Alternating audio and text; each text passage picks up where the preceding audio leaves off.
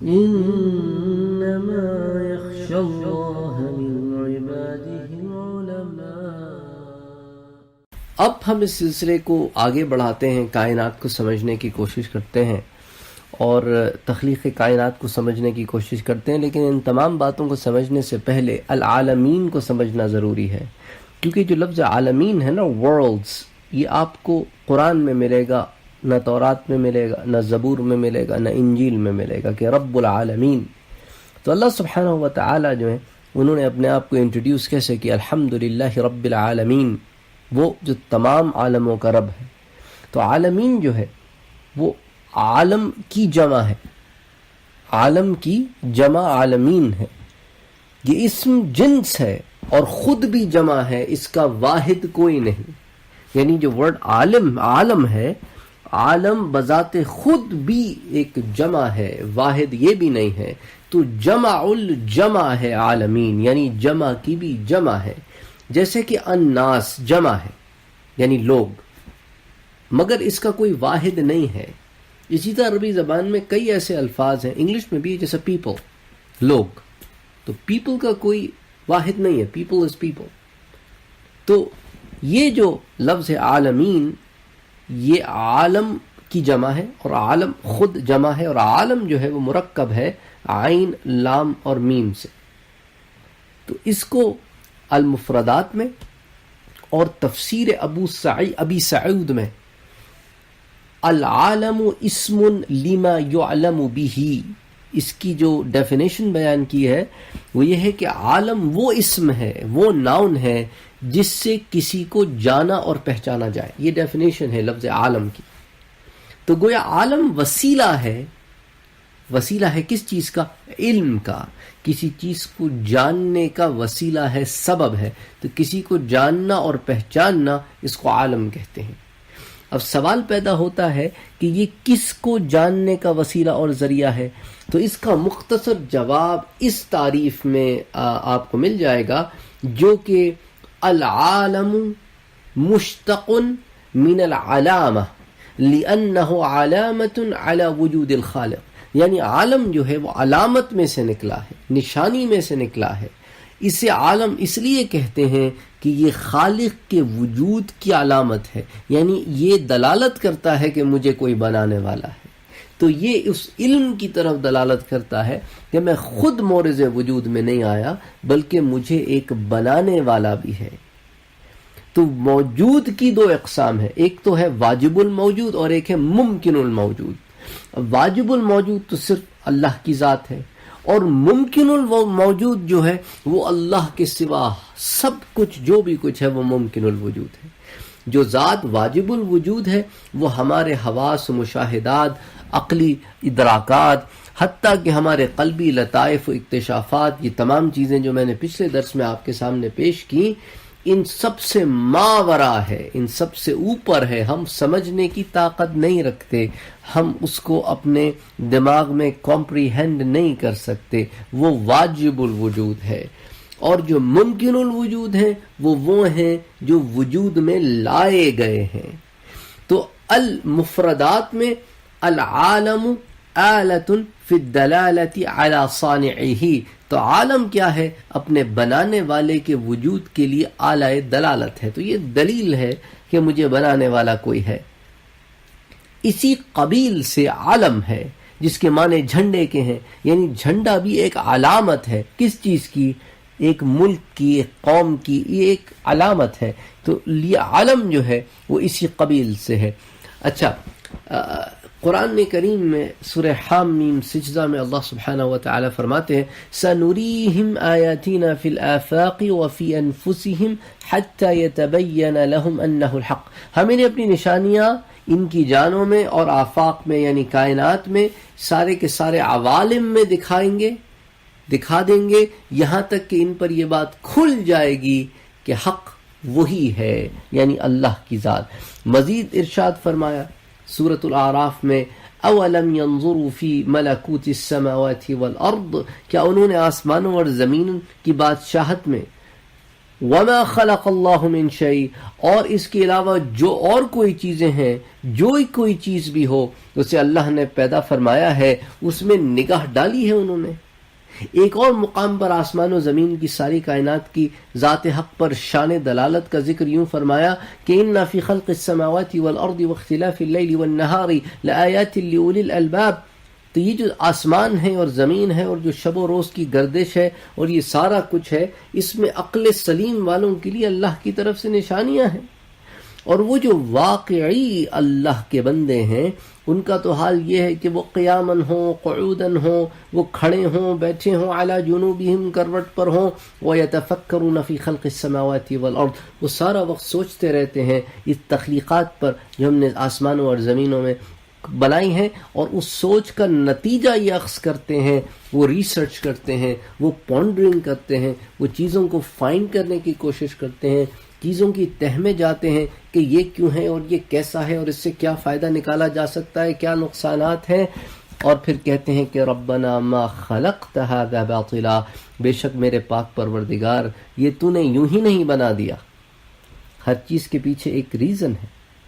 اچھا دیکھیں، فرعون نے موسیٰ علیہ السلام سے یہی پوچھا تھا نا کہ موسیٰ علیہ السلام نے کہا کہ ہم تیری رب کی طرف سے بھیجے ہوئے رسول ہیں، تو اس نے کیا کہا فرعون نے، وما رب العالمین، یہ موسیٰ یہ عالمین کا جو رب تم بیان کر رہے ہو، یہ رب العالمین ہوتا کیا ہے، یہ کیا ہے یہ؟ تو موسیٰ علیہ السلام نے کیا کہا، قال رب السماوات والارض وما بینہما ان کنتم موقنین، وہ ہے جو کائنات میں جو کچھ ہے، آسمانوں اور زمین میں اور ان کے درمیان، ان سب کا وہی تو رب ہے اگر تم یقین کرنے والے ہو۔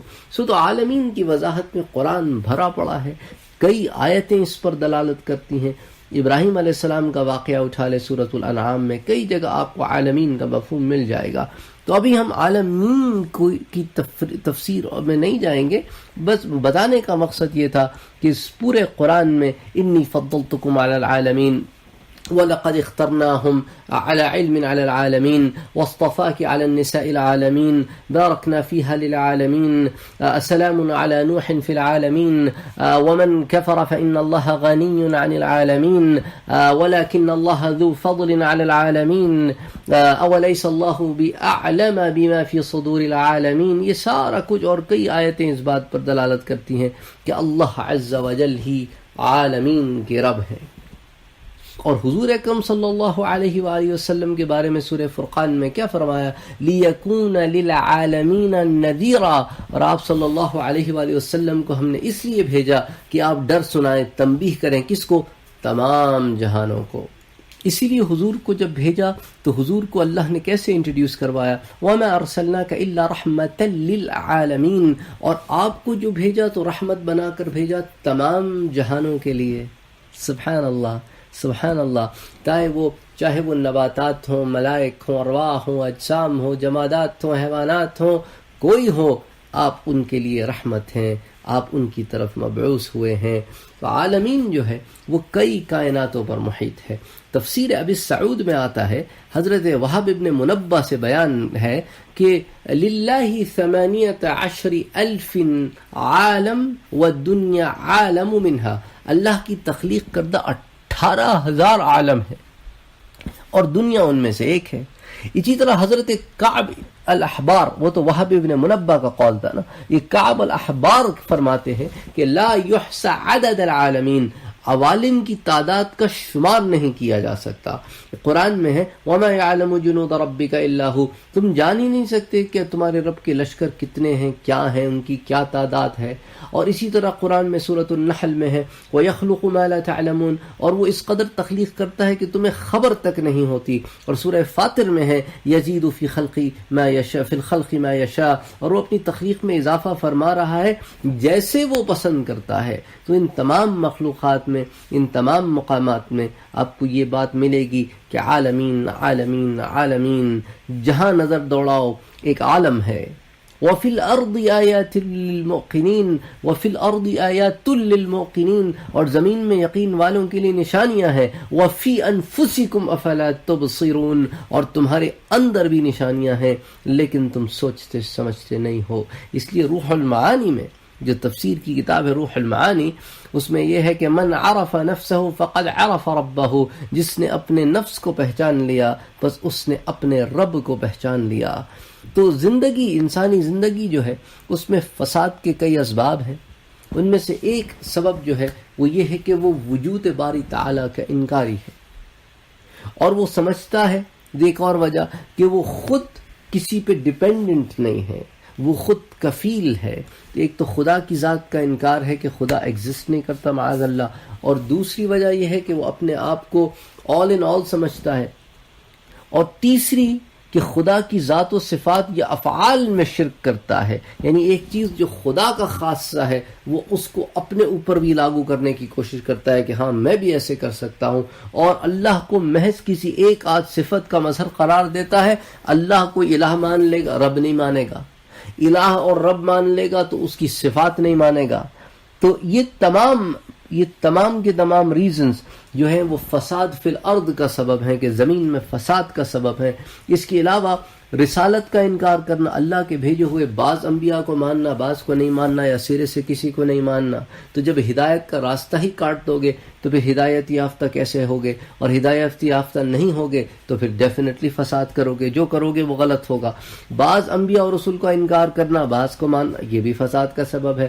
آخرت کا انکار کرنا کہ بھئی ہم نے تو کسی کو جواب نہیں دینا۔ اب مکے کے لوگ تھے، ابراہیم علیہ السلام کو مانتے تھے، سمجھتے تھے ہم دین ابراہیمی پر ہیں، پر آخرت کے انکاری تھے، اور زمین میں جیسے مرضی فساد کرتے تھے کہ بھئی ہمیں کسی کو آخرت کا ایمان کا مطلب یہ ہے کہ ایک روز جواب دینا ہے۔ جب جواب دینے کی حس ہی نہ ہو تو انسان جو مرضی چاہے کرتا پھرے۔ اچھا، پھر ربوبیت اور رحمت الہیہ کو محدود کرنا، اپنی عقل سے خود فتوے جاری کر دینا، خود جہنم اور دوزخ میں لوگوں کو بھیجنا شروع کر دینا۔ تو یہ تمام کئی ریزنز ہیں جو فسادات فی الارض کا سبب بنتے ہیں۔ تو رب العالمین، اللہ کو تمام عالموں کا رب ماننا ان تمام فسادات کا علاج ہے، ان تمام فسادات کا علاج ہے، کیونکہ اللہ کون ہے؟ رب السماوات والارض وما بینہما، وہ رب ہے آسمانوں اور زمینوں کا اور جو کچھ ان کے درمیان ہے۔ اور سورۃ الانبیاء میں اللہ سبحانہ وتعالی فرماتے ہیں کہ لو کان فیہما آلہۃ الا اللہ لفسدتا، اگر اللہ کے علاوہ کوئی اور خالق و معبود بھی ہوتا تو یقیناً یہ دونوں تباہ ہو جاتے۔ تو ایک چھوٹے سے ملک کے دو بادشاہ نہیں ہو سکتے، کائنات کے دو بادشاہ کیسے ہو سکتے؟ یہ تو کوئی مذاق ہو گیا کہ بھئی اس دیوی کو اس دیوتا سے لڑا دیا، اور معاذ اللہ الٹی سیدھی باتیں۔ تو اللہ سبحانہ وتعالی نے ہر چیز کو تخلیق کیا، اس کو اس کے موازنے پہ ٹھہرایا، اور ہر چیز کو پیدا کیا، اور ہر چیز کو پالنے والا اور کنٹرول کرنے والا صرف اللہ کی ذات ہے۔ اور اللہ سبحانہ وتعالی فرماتے ہیں وَإِن مِّنْ أُمَّةٍ إِلَّا خَلَا فِيهَا نَذِيرٌ، کوئی انسانی طبقہ ایسا نہیں جس میں کوئی ڈر سنانے والا نہ ہو گزرا ہو۔ تو ایسا کوئی ہے ہی نہیں طبقہ جس میں اللہ نے اپنے کوئی سی نبی کو نازل نہ کیا ہو۔ اگر ایسا ہوتا کہ کہیں کوئی نبی نہ آیا ہوتا تو آپ قدیم سے قدیم کسی بھی سویلائزیشن کو اٹھا کر دیکھ لیں، آپ کو تصور خدا ملے گا، تصور خدا ملے گا۔ اس کے بعد وہ گمراہ ہو گئے اور بات ہے، لیکن خدا کا تصور ملے گا۔ اب بغیر کسی بتانے والے کے خدا کا تصور کیسے آ سکتا ہے؟ تو اسی طرح ہمیں ایمان والوں کو یہ تعلیم دی گئی کہ لا نفرق بین احد منہم ونحن له مسلمون، ہم اللہ کے بھیجے ہوئے کسی نبی میں تفریق نہیں کرتے، ہم سب پر ایمان لاتے ہیں اور ہم سب کی عزت کرتے ہیں، کیونکہ ہم اللہ کے بھیجے ہوئے دین پر ایمان لائے ہیں اور اللہ کے حضور گردن جھکانے والے ہیں۔ سو ہم وہ ہیں کہ جو ابراہیم علیہ السلام کے اس کلمے پر اترنے کی کوشش کرتے ہیں کہ ابراہیم علیہ السلام نے کہا، جب ان کے رب نے ان سے کہا کہ اسلم، قالا، تو انہوں نے کہا اسلمت لرب العالمین، ہاں باری تعالیٰ میں آپ کا ہو گیا ہوں، اپنی ہر غرض آپ کی خواہش کے آگے مٹا چکا ہوں۔ تو یہ مقام ہے جس کو پانے کی انسان کوشش میں لگا رہتا ہے۔ تو اب یہ عالمین کی ہم نے تھوڑی سی ڈیٹیل یہاں پہ پیش کی۔ اب تخلیق کائنات کا قرآن نظریہ دیکھتے ہیں عالمین کو سمجھنے کے بعد، کہ سورۃ الانبیاء میں اللہ عز و جل فرماتے ہیں اولم یر الذین کفروا ان السماوات والارض كانتا رتقا ففتقناهما، اور کیا کافر لوگوں نے نہیں دیکھا کہ تمام آسمانی کائناتی اور زمینی اکائی جو ہے، یہ جو سنگولیرٹی ہے ساری کی ساری، یہ ایک شکل میں آپس میں جڑے ہوئے تھی، پھر ہم نے کیا کیا، رتقا، تو پھر کیا کیا ہم نے؟ تو پھر ہم نے اس کو ففتقناہما، تو اس کو ہم نے پھر پھاڑ کر جدا کر دیا. اچھا، اس قرآن کریم کی آیت میں رتق اور فتق یہ دو لفظ ہیں. کانتا رتقا ففتقناہما، تو رتق کے معنی ہے کسی چیز کو ہم جنس مواد پیدا کرنے کے لیے ملانے اور باندھنے کے، تو یہ رتق تھے، پھر ہم نے اس کو فتق کر دیا، متضاد کر دیا، پھاڑ دیا، الگ کر دیا، جدا کر دیا. تو رتق کا جو معنی ہے وہ ضم التحام ہے، یعنی ایک وحدت، یونٹ بن جانا، یہ تو رتق ہو گیا. اور فتق کیا ہوا؟ اس کا بالکل الٹا ہو گیا. تو انگلش میں رتق کی تعریف کیا ہوگی کہ fusing and binding together to make a homogeneous ہو. اسی طرح فتق اس کے بالکل اپوزٹ ہے، جس کا معنی ہوگا الفصل بین المتصلین، یعنی کہ جڑے ہوئے وجود کو پھوڑنا، توڑنا، علیحدہ علیحدہ کر دینا. یعنی انگلش میں action of breaking, defusing and separating.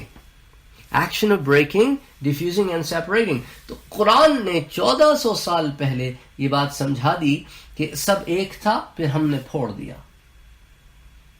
دیا. اس وقت نہ کاسمولوجی تھی، نہ ایسٹرونومی تھی، نہ ایسٹرو فزکس تھی، وہ مقام پر نہیں تھی جہاں آج ہے. اور اللہ نے اس زمانے میں بگ بینگ تھیوری ہمیں سمجھائی کہ سب ایک تھا، ہم نے اسے پھاڑ دیا. اچھا، اس ضمن میں بعض اور دلائل بھی آتے ہیں کہ جب چیزیں کریٹ ہوئیں تو سب سے پہلے اللہ سبحانہ و تعالی نے کیا کریٹ کیا، اس کے بعد کیا کریٹ کیا. تو ان تمام باتوں کی ڈیٹیل ہم کسی اور جگہ دیکھیں گے، لیکن یہاں ہم ایک چھوٹی سی بات کرتے ہیں.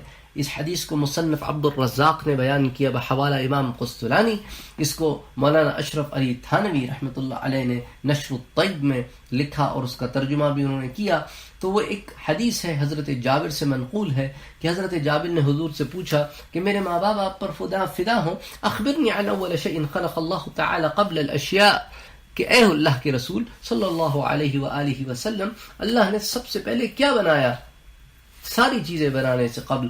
تو اللہ کے رسول نے کہا کہ یا جابر ان اللہ تعالی خلق قبل الاشیاء نور نبیک من نورہ، اللہ نے بلا واسطہ تیرے نبی کا نور بنایا، کوئی چیز بیچ میں نہیں تھی، اور تیرے نبی کا نور بنایا کیونکہ کچھ تھا ہی اور نہیں.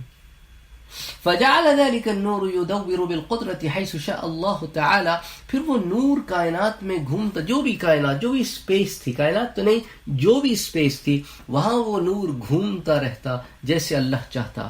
ولم يكن ذلك الوقت، اور یہ ایسا وقت تھا کہ اس وقت کچھ نہیں تھا، لوح ولا قلم ولا جنة ولا نار ولا ملك ولا سماء ولا أرض ولا شمس ولا قمر ولا جن ولا انس. تو نہ اس وقت لوح تھی، نہ قلم تھا، نہ جنت تھی، نہ جہنم تھی، نہ یہ فرشتے تھے، نہ آسمان تھے، نہ زمین تھی، نہ سورج تھا، نہ چاند تھا، نہ جن تھا، نہ انس تھا، کچھ نہیں تھا. اس کے بعد فلما اراد اللہ ان یخلق الخلق، اس کے بعد اللہ نے ارادہ کیا کہ خلق کو پیدا کرے، تو پھر کیا کیا؟ قسم ذلك النور، وہ جو نور ہے نا تیرے نبی کا، پھر اس نور کو لیا، اس نور کو، ذلك النور، اس کو کیا کیا؟ اس کو اربعۃ اجزاء، اس کو 4 ٹکڑوں میں بانٹ دیا. تو فخلق من الجزء الاول القلم، من الثاني اللوح، ومن الثالث العرش، پھر اس کے پہلے حصے سے تو قلم بنایا، دوسرے حصے سے لوح بنائی، اور اس کے تیسرے حصے سے عرش تعمیر کیا، اور اس کے بعد جو چوتھا حصہ تھا اس کو پھر 4 حصوں میں بانٹ دیا، اور اس کے پھر پہلے حصے سے حملۃ العرش بنایا، یعنی وہ جو عرش کو اٹھائے ہوئے فرشتے ہیں. دوسرے حصے سے الکرسی بنائی، جو آیت الکرسی میں آپ پڑھتے ہیں، اور جو تیسرا حصہ تھا اس سے تمام ملائکہ پیدا کیے. پھر چوتھے حصے کو پھر 4 حصوں میں تقسیم کیا، اور یوں طویل حدیث ہے. تو بہرحال بتانے کا مقصد اس حدیث کو یہ ہے کہ نور محمدی کی تخلیق ہر شے سے قبل ہے، اور ہر شے میں حضور کے نور کا ٹکڑا موجود ہے. اسی لیے حضور کو رحمت للعالمین کہا کہ آپ رحمت ہیں تمام عالموں پر اور ان میں موجود ہر چیزوں پر، کیونکہ وہ آپ ہی کے وجود کا حصہ ہیں، اس لیے ان کو دیکھ کر آپ کی رحمت جوش میں آتی ہے. سبحان اللہ. سبحان اللہ، یہ محمد مصطفیٰ صلی اللہ علیہ وآلہ وسلم کی ذات ہے۔ اچھا، علوم انسانی کی ہزاروں برس کی تاریخ میں تخلیق و وجود کائنات سے متعلق بے شمار نظریات پائے جاتے ہیں جو اس کے آغاز کی مختلف ابتدائی حالتوں کی وضاحت کرتے ہیں۔ وہ نظریات لامحدود کثافت یعنی انفینٹ ڈینسٹی اور صفر درجہ جسامت کی اکائی یعنی زیرو والیوم سنگولیرٹی کی ابتدائی حالت کی طرف ضرور رہنمائی کرتے ہیں، اور پچھلی صدی کے معروف نظریات میں آپ کو فرائڈمن کا خاکہ یعنی فریڈمن ماڈل، عظیم دھماکے کا خاکہ بگ بینگ ماڈل، اور اس کے علاوہ آپ کو ایڈون ہبلز ماڈل، اسی طرح آپ کو Penzias and Wilson's model, new inflationary model, chaotic inflationary model, singularity theorem model, اور کئی اس طرح کے ماڈل مل جائیں گے جہاں مختلف طریقے سے ابتدا کی طرف نشاندہی ہے لیکن آگے کوئی دلیل نہیں ہے۔ تو عظیم دھماکے کا جو نظریہ ہے، مائنیوٹ کاسمک ایگ، ایک اکائی کی صورت میں موجود چیزیں پھر اللہ کا اس اکائی کو پھوڑنا، یہ تو قرآن نے ہمیں بتا دیا۔ 1687 میں مشہور و معروف برطانوی سائنسدان آئزیک نیوٹن نے تجاذب کا کائناتی تصور پیش کرتے ہوئے کہا کہ کائنات جامد اور غیر متغیر ہے۔ یہ بات 20ویں صدی تک ایک حق تسلیم کی جاتی تھی، لیکن 1915 میں البرٹ آئنسٹائن نے یہ جنرل تھیوری آف ریلیٹیوٹی پیش کی۔ اس نظریے میں اس نے مادے، توانائی، کشش، مکان اور زمان میں ایک نسبت قائم کر کے اس کی وضاحت کی۔ تو اس نے نیوٹن کا جمود کائنات یعنی کہ ہر چیز جو ہے وہ اسٹیٹک اسٹاپڈ ہے، اس کے تصور کو رد کر دیا، لیکن وہ خود کائنات کی اصلیت کے بارے میں کوئی نیا نظریہ پیش نہ کر سکا۔ 1929 میں ایڈون ہبل نے پہلی بار یہ مفروضہ پیش کیا کہ کائنات جامد اور غیر متغیر نہیں ہے، جو نیوٹن کا آئیڈیا تھا اس کے برخلاف، بلکہ یہ حرکت میں ہے اور مسلسل اس میں پروڈکشن ہو رہی ہے اور یہ بڑھتی جا رہی ہے، اور اس نے عظیم دھماکے کے نظریے کو جنم دیا۔ عظیم دھماکے کے نظریے کو ابتدائی طور پر مارٹن رائل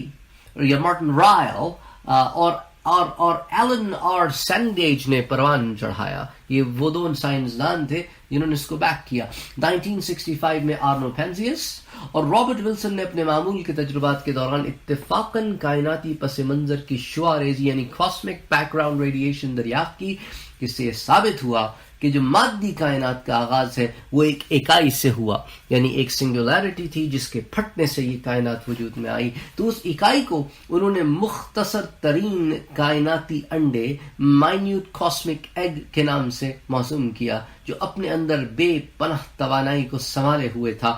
وہ اچانک پھٹا اور اس کے نتیجے میں اس کائنات کی مختلف اقسام مادہ تخلیق پایا، اور یوں کہکشاں وجود میں آئے اور مسلسل آتے جا رہے ہیں۔ تو کچھ طاقتیں جو وہاں تھیں اس کو انہوں نے بیان کیا کہ ایک تو گریوٹی تھی جس کو آپ اردو میں کشش ثقل کہتے ہیں، ایک الیکٹرو میگنیٹزم تھا، برقی مقناطیسیت، ایک اسٹرانگ نیوکلیئر فورسز تھیں، طاقتور نیوکلیائی طاقتیں، اور ویک نیوکلیئر فورسز تھیں، کمزور نیوکلیائی طاقتیں۔ موجودہ سائنسی تحقیقات کے محتاط اندازوں کے مطابق اب تک اس کائنات کو تخلیق ہوئے کم و بیش 15 ارب سال گزر چکے ہیں۔ آج سے 15 ارب سال پہلے پائی جانے والی اس ابتدائی کیمیاتی اکائی سے پہلے وہ کیا شے تھی جس سے یہ کائنات ایک دھماکے کی صورت میں تخلیق کی گئی؟ سائنس کے پاس اس سوال کا جواب نہیں ہے۔ قرآن کہتا ہے اذا قضى امرا فانما يقول له كن فيكون، اور جب خدا بزرگ و برتر کسی کام کو کرنے کا فیصلہ فرماتے ہیں تو اسے صرف یہ حکم دیتے ہیں ہو جا، تو وہ ہو جاتا ہے۔ اور یہ رتق سے فتق کا سفر تھا جو کائنات کے پھٹنے سے پیدا ہوا۔ اسی طرح اکائیت کی اس حالت اور صفر درجہ جسامت یعنی اس کو زیرو والیوم کہتے ہیں، اس کی طرف قرآن مجید کو یوں اشارہ کرتا ہے سورۃ الانبیاء میں کہ ان السماوات والارض كانتا رتقا، کہ جملہ آسمان اور کائنات اور زمین سب کیا تھی؟ ایک سنگولیرٹی کی شکل میں تھی۔ ان الفاظ میں بگ بینگ سے پہلے کا ذکر کیا گیا ہے کہ بگ بینگ ہونے سے پہلے کیا تھا، تو اللہ نے کہا کہ رتقا تھا، پھر ہم نے کیا کیا؟ ففتقناہما، پھر ہم نے بگ بینگ کیا، اور یہ بگ بینگ کے دھماکے کے نتیجے میں چیزیں وجود میں آئیں. اچھا جو بگ بینگ سے روپذیر ہونے والا عمل انشقاق ہے یعنی پھٹنے کا جو عمل ہے اس کے آغاز کے ساتھ ہی ساتھ 1 سیکنڈ کا 100واں حصہ یعنی 1 سیکنڈ کے 100th پارٹ میں وہ اکائیت پھیل کر ابتدائی آگ کا گولا یعنی اس کو آپ پیراموڈیل فائر بال کہتے ہیں وہ بن گئی اور دھماکے کے فوری بعد اس کا درجہ حرارت 1 خرب سے 1 خرب 80 ارب سینٹی گریڈ کے درمیان جا پہنچا. It was boiling.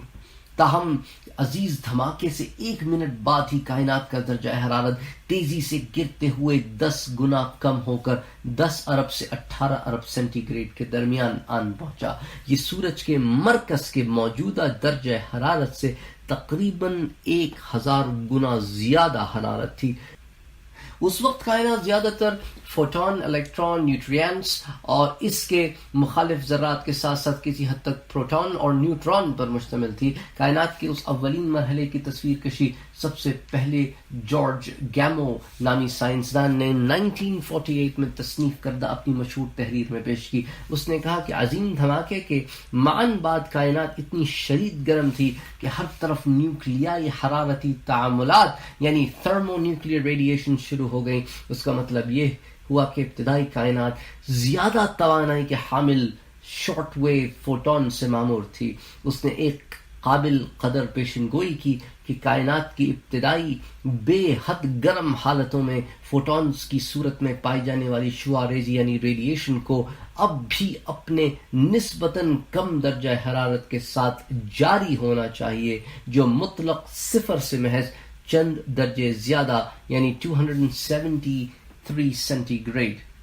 اسی شعاع ریزی کو بعد ازاں 1965 میں آرنو پینزیاس اور رابرٹ ولسن نے دریافت کیا. جو کائنات میں وسعت کا عمل جاری رہا درجہ حرارت گرتا گیا. فی الحال کائنات کا اوسط درجہ حرارت average temperature of the universe is around 270 degrees give and take over the period of time. of course نیچے آتا رہتا ہے تو آپ دیکھیں گے کہ یہ کول ڈاؤن ہو رہا ہے پروسیس لیکن اس کانسٹنٹلی گروئنگ. جارج لویٹری نے 1931 میں اس بات کی طرف اشارہ کیا کہ اگر تمام کہکشاؤں کے بیرونی سمت پھیلاؤ کی شرح کا تعاقب کیا جائے اور اس میں چھپے حقائق پر غور و فکر کیا جائے تو یہ بات قرین قیاس ہے کہ وہ سب کہکشائیں دوبارہ اسی نقطے پر ایک وقت آن ملیں گی جہاں سے 15 ارب سال پہلے انہوں نے اس سفر کا آغاز کیا تھا. مادے کا وہ بڑا قطرہ جو ابتدائی ایٹم پرائمیبل ایٹم کے نام سے جانا جاتا ہے یقیناً مادی بعید میں طبعی کائنات کے طور پر پایا جانے والا کائناتی انڈا دا کاسمک ایگ تھا. لیویٹر نے یہ مفروضہ پیش کیا کہ مادے کا وہ بڑا قطرہ کسی وجہ سے پھٹ گیا اور ایک بم کی طرح باہر کی طرف ہر سو اڑ نکلا. یہی کائنات کی اولین تخلیق قرار پائے. لیویٹر کا یہ خیال بعد از عظیم دھماکے کے نظریے کی صورت میں متعارف ہوا. اب ابتدائی دھماکے کا قرآنی نظریہ تو ہم نے دیکھا کہ قرآن نے اس کو کیسے بیان کیا. پھر قرآن کی اب ان آیتوں پر آپ غور کریں. ان کو آپ نے کئی دفعہ سنا ہوگا. قل اعوذ برب الفلق من شر ما خلق. تو ان تمام چیزوں کے بیک گراؤنڈ میں بعض علماء نے اس کی یوں بھی تشریح کی ہے یوں بھی ترجمہ کیا ہے کہ آپ عرض کیجئے قل اعوذ برب الفلق. آپ عرض کیجئے کہ میں ایک دھماکے سے انتہائی تیزی کے ساتھ کائنات کو وجود میں لانے والے رب کی پناہ مانگتا ہوں. من شر ما خلق ہر اس چیز کے شر اور نقصان سے جو اس نے پیدا فرمائی. اب اس آیت کریمہ میں فلق اور خلق کے 2 الفاظ ہیں. لفظ خلق اپنے مفہوم کو خود بیان کرتا ہے یعنی کسی کی تخلیق کی طرف اشارہ ہے. اس کے علاوہ یہ بات بھی خاصی توجہ طلب ہے کہ لفظ فلق عمل تخلیق کے ساتھ ایک گہرا اور قریبی تعلق رکھتا ہے. آئیے ذرا اس لفظ فلق کو دیکھتے ہیں. ڈاکٹر حلوق نور باقی نے عربی گرامر کی روح سے لفظ فلق کے بہت سے معنی بیان کیے ہیں. تاہم اس لفظ کا بنیادی معنی کسی چیز کا اچانک پھٹنا اور شدید دھماکہ کرنا بھی ہے. یہ فلق ان سے مشتق ہے. ایک اور تعریف کے مطابق اس میں پھٹی ہوئی شے کا تصور بھی پایا جاتا ہے. مثال کے طور پہ سورۃ الانعام یعنی قرآن خود کہتا ہے کہ اللہ سبحانہ وتعالی کون ہے؟ فالق الحب والنوا. وہ ہے جو دانے اور گٹھلی کو پھاڑ نکالنے والا. تو فالق ہوا اللہ کی ذات، تو جو پھٹنے کا عمل ہے وہ فلق ہو گیا. اور یہی تو بگ بینگ تھیوری ہے کہ اس نے پھاڑا اتنی تیزی کے ساتھ اور اس تیز رفتاری کے ساتھ کہ تمام کائنات 100th of a second میں وجود میں آ گئی. تو اس معنی کے تحت ایک ایسی مخلوق جو عدم کے پھٹنے کی وجہ سے تیز رفتاری کے ساتھ ظاہر ہوئی، جس طرح بیج پھٹ کر پودے میں سے ظاہر ہوتا ہے. تو یہ ایک اور اس کی تشریح اور ترجمہ بعض علماء کرتے ہیں. اچھا، آج سے کوئی 1400 سال قبل فزکس اینڈ ایسٹرو فزکس یعنی علم طبعیات اور علم فلک کی طبعیات کے بارے میں انسانی شعور کی واقفیت اس قدر نہیں تھی جتنی کہ آج ہے. جدید سائنسی تحقیقات کے روز سے کائنات کا آغاز جس بڑے حادثے سے ہوا وہ ایک عظیم دھماکہ تھا، یعنی جس کو آپ بگ بینگ تھیوری کے نام سے جانتے ہیں. 1950s میں آئنسٹائن کے پھیلتی ہوئی کائنات کے تصور سے متاثر ہو کر ریلف آلفر، ہانس بیتھ اور جارج گیمو نے پہلی بار عظیم دھماکے کے نظریے کو غور سے دیکھنا شروع کیا، اور یہ نظریہ سالہ سال گرما گرم بحثوں کا مرکز بنا رہا، اور دو اہم دریافتوں نے عظیم دھماکے کے نظریے کو ثابت ہونے میں مدد کی. پہلی ایڈون ہبل کی کائناتی سرخ ہٹاؤ یعنی کاسمک ریڈ شفٹ کی دریافت تھی، اور جو دور ہٹتی ہوئی کہکشاں کی اسپیکٹرم سے حاصل ہوئی. تاہم سب سے حتمی اور دو ٹوک فیصلہ کن دریافت 1965 میں ہونے والی 3 درجہ کیلون کی مائکرو ویو پس منظر کی شعاریزی تھی. یہ شعاریزی ابتدائی دھماکے کے باقی ماندہ اثرات کی صورت میں ابھی تک پورے کائنات میں سرایت کیے ہوئے ہے. اس کی لہروں کا شور ریڈیائی دوربینوں کی مدد سے بخوبی محسوس کیا جا سکتا ہے. تو کائنات میں نئے مادے کا ظہور ہوا، جس کو فزکس کا یہ مشاہدہ ہائزنبرگ کے غیر یقینی حالت کے قانون یعنی انسرٹینٹی پرنسپل کا نتیجہ ہے. اتنے عظیم واقعات کی غیر یقینی حالت کی کیفیات میں سے گزر کر جب الیکٹران میں سے اس کی ساری توانائی خارج ہو گئی تو وہ بے قاعدگی کے ساتھ بکھرتی ہی چلی گئی، اور یوں اس کا اطلاق خلا کے مقام پر ہونے لگا. اگر ان صفر مقام کے حامل تغیرات یعنی 0 point fluctuations کا تعقب کیا جائے تو وہ توانائی کی دیو قامت مقدار کی غمزائی کرتے ملیں گے.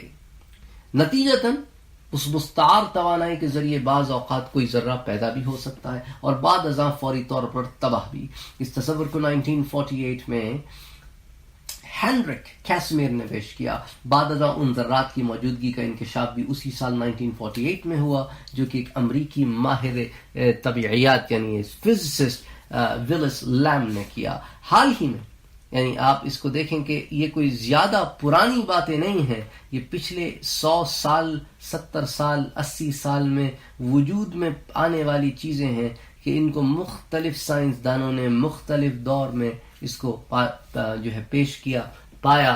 تو پال ڈیویس زیادہ پرانی بات نہیں ہے، انہوں نے ایک دلیرانہ انداز میں اعلان کیا کہ نئے مادے کا عدم سے وجود میں آنا اللہ رب العزت کی قدرت کاملہ کا ایک اہم ثبوت ہے. یہ جدید تصور بگ بینگ تھیوری اور اللہ کی غیبی قدرت کے بارے میں ہمارے فہم و ادراک میں اضافہ کرتے ہیں. تاہم ہم یہ دیکھتے ہیں کہ محیر العقول دھماکہ کائنات کی پیدائش کا ایک بنیادی سبب تھا، اور اسی کے مطابق کائنات کی طبعی ساخت اور ستاروں اور کہکشاؤں کا وجود عمل میں آیا. جدید ترین اعداد و شمار کے مطابق اس دیو قامت دھماکے کا پہلا مرحلہ 1 سیکنڈ کے اربویں حصے یعنی 1 بلینتھ آف اے سیکنڈ میں مکمل ہو گیا تھا، جب کہکشاؤں اور ستاروں کو جنم دینے والا مادہ آپس میں جڑا ہوا تھا. اولین جدائی 1 سیکنڈ کے 1000ویں حصے میں ہوئی. تو 1000th of a second, that is no time, no time. اب دیکھیں اللہ سبحانہ و تعالی نے ان تمام چیزوں کو جب سائنس نے جو ہے اس کی ریسرچ کی تو they came to the conclusion تو based on that قل اعوذ برب الفلق کا پھر یہ ترجمہ کیا گیا. ایک پوائنٹ آف ویو ہے، آپ عرض کیجئے کہ میں ایک دھماکے سے انتہائی تیزی کے ساتھ کائنات کو وجود میں لانے والے رب کی پناہ مانگتا ہوں. تو یہ فلق کی ایک اور ترجمہ ہے. اب دیکھیں نا، آہستہ آہستہ جیسے جیسے وقت گزر رہا ہے چیزیں کھل رہی ہیں اور ترجمے بدل رہے ہیں. تو ایک ایسا ترجمہ جو اب سے 50 60 70 80 سال پہلے پروبیبلی کسی کو آپ کہتے تو وہ اس کو نہ مانتا، لیکن اب سائنس سے ہم اس طرف جا رہے ہیں. تو over the period of time اب سے 300-400 سال پہلے جو قرآن کی تفاسیر لکھی جائیں گی وہ بڑی ڈفرینٹ ہوں گی، کیونکہ ہم اور بہت سا ایسا علم حاصل کر چکے ہوں گے جو ابھی ہمارے پاس نہیں ہے. اچھا، اسٹیون ہاکنگ کی بات کرتے ہیں، بہت بڑا نام ہے. ان کی تحقیق کے مطابق عظیم دھماکے سے فقط چند گھنٹے بعد ہیلیم اور دوسرے عناصر کی افزائش تھم گئی.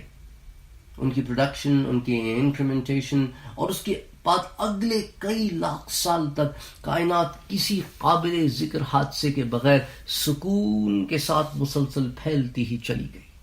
پھر جب رفتہ رفتہ کائنات کا درجہ حرارت چند ہزار درجے تک گر گیا تو الیکٹران اور مرکز یعنی نیوکلیائی جو بالکل سینٹر آف ایٹم میں ہوتا ہے، یہ تو بیسک چیزیں ہیں جو ہم اسکول میں بھی پڑھتے ہیں کہ الیکٹران مقام ہوتا ہے to go around in the orbit, at the centre میں جو ہے وہ نیوکلیائی ہوتا ہے جس کے اراؤنڈ وہ جاتا ہے.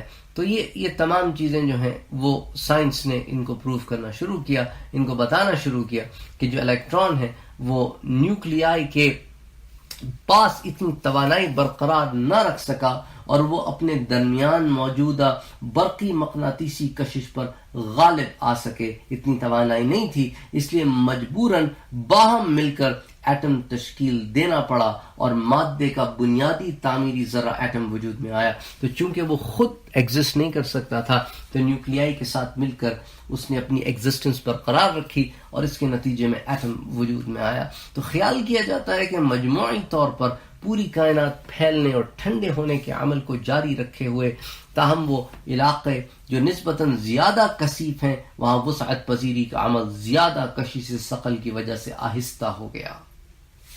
تو یوں کائنات پھیلتی رہی، چیزیں وجود میں آتی رہیں، درجہ حرارت گرتا رہا اور گھومتی ہوئی چکردار کہکشائیں اسپائرل گیلیکسیز، پھر الپٹیکل گیلیکسیز، اور ان تمام چیزوں کو آپ دیکھتے ہیں، بیداوی گیلیکسیز اینڈ اسپائرل گیلیکسیز. تو قرآن جو ہے وہ اور نظریہ اضافیت یعنی دا تھیوری آف ریلیٹیوٹی. تو قرآن مجید میں تخلیق کائنات سے متعلق بے شمار آیتیں موجود ہیں، بے شمار. اللہ رب العزت نے اس کائنات کی تخلیق میں ایک خاص حسن رکھا ہے اور اس کو ایک پروپورشن میں پروڈیوس کیا ہے. It's not something that's just going on and on and on without control. It's a very controlled increment. We have not been able to understand. That's a different deal. ہم نہیں سمجھ پائے، ہماری ابھی علم محدود ہے، کاسمولوجی ہو کہ ایسٹرو فزکس ہو، لیکن اللہ سبحانہ و تعالی نے ان بہت سارے معاملات سے پردے اٹھائے. اب ہم پر ہے کہ ہم ٹائم اینڈ اسپیس کو بھی ایک دوسرے سے جدا کر نہیں سکتے، اور ہمیں ان تمام چیزوں کو تھیوری آف ریلیٹیوٹی یعنی زمان و مکان، ٹائم اینڈ اسپیس کے کانٹیکس میں دیکھنا ہوگا.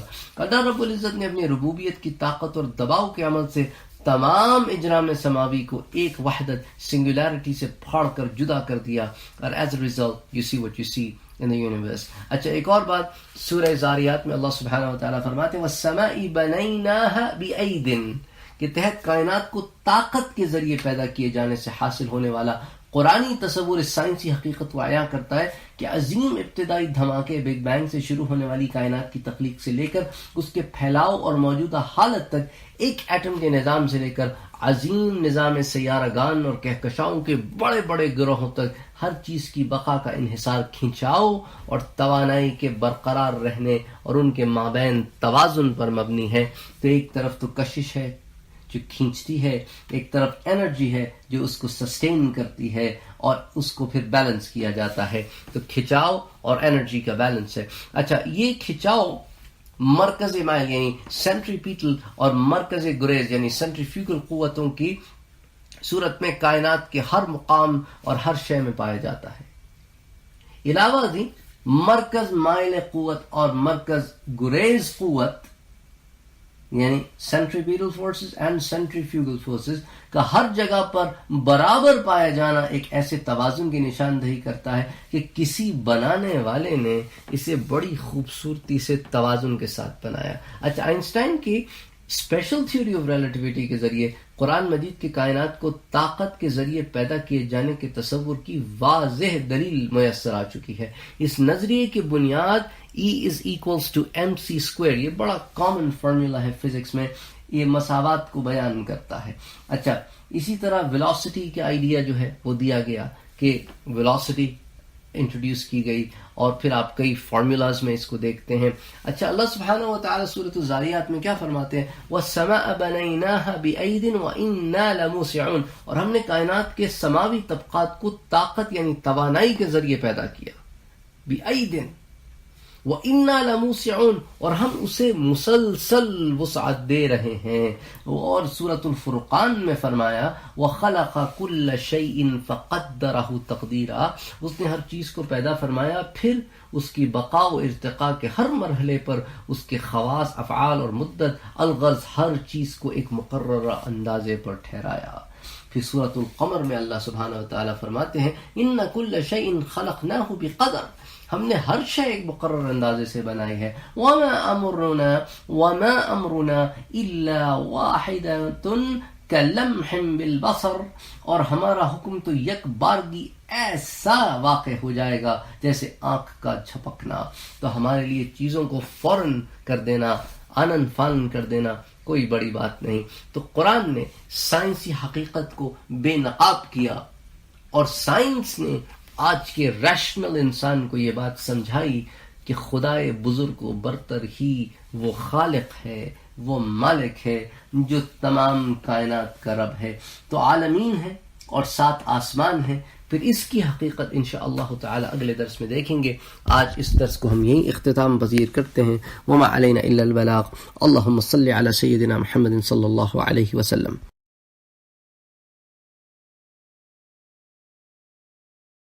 وفوق كل ذي